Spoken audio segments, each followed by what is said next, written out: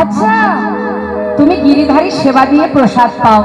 बाबा बाबा दाঁড়াও दाঁড়াও देरी ना करे लाला की करेছে মা দামি দামি রত্নের একটা পুটুলি বেঁধেছে বেঁধে ভিখারিকে বলছে ভিখারি এই নাও এগুলো নাও এতে কি আছে বাবু অনেক দামি দামি রত্ন আছে সে কি এগুলো দিয়ে কি করব কেন নিয়ে যাও আমার মতো তুমিও ধনী হয়ে যাবে ঠিক আছে বাবু তাহলে আমি আসি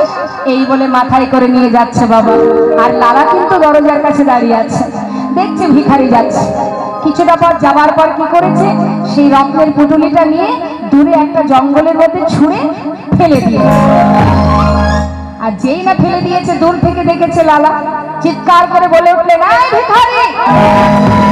এত বড় শ্রদ্ধা তোমার যা কিছু দিয়েছি তুমি ফেলে দিলে কেন ফেলে দিলে বাবু আমি তো আপনার কথা মতোই সবই নিয়ে যাচ্ছিলাম